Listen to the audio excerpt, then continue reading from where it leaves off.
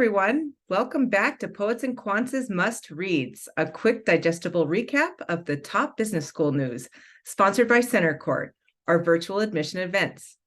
I'm your host, Christy Blyzeffer, and I'll be highlighting the most important P&Q stories you might have missed. So let's get to it. Number 1, HEC Paris takes over first place in the Financial Times Master in Management ranking. After a dozen uninterrupted years at the top of the Financial Times' Master in Management ranking, the University of St. Gallen is now in the role of playing second fiddle to HEC Paris. For the first time ever since the FT began ranking these programs, HEC can now claim that its MIM is the best in the world. HEC broke St. Gallen's dominance by overtaking the school in employment 3 months after graduation, salary increase, and salary within 3 months of graduation. You can dive into all the data and details of the new MIM ranking from our homepage. Number 2, Duke Fuqua reports MBA app decline, becoming the third major USB school to do so. MBA apps rise, MBA apps fall. For another leading business school in the United States, and in what increasingly seems like to be a trend, apps were down again in the 2022-2023 cycle. Duke University's Fuqua School of Business published its MBA class of 2025 profile this week, showing that it remains among the leaders in international and women's enrollments and in this testing aptitude of its admits. But for a second year in a row, Duke's daytime MBA saw a significant decline in applications, leading to a significant drop in class size. You can read more about Fuqua's class of 2025 and class profiles from other top schools from our news tab.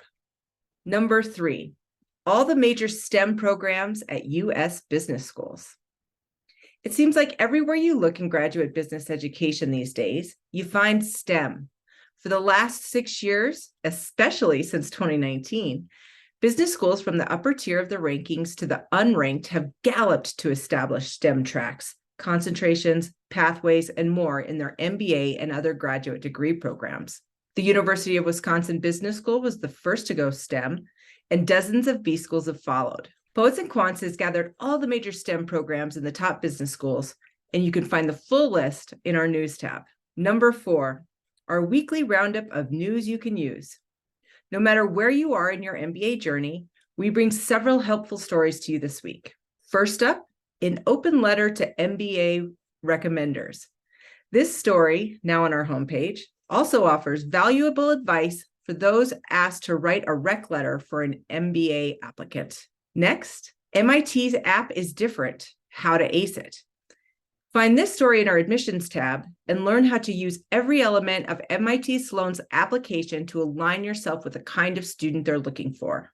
And finally, the great student loan restart. Will borrowers sink or swim? Read this story for a deep dive into the financial challenges ahead after Biden's student debt forgiveness plan collapsed. And that's it for this week's Must Reads recap. I also want to alert all the school seekers out there to Center Court's upcoming MBA Festival. You'll hear from alumni and career experts from leading business schools about how the MBA can fast-track your career. Our next event is October 3rd and 4th, and you can register now for free. Again, I'm Christy Blyzeffer, and you can join me next week right here for a recap of what's important in the world of business education. Thanks for listening, and as always, stay informed.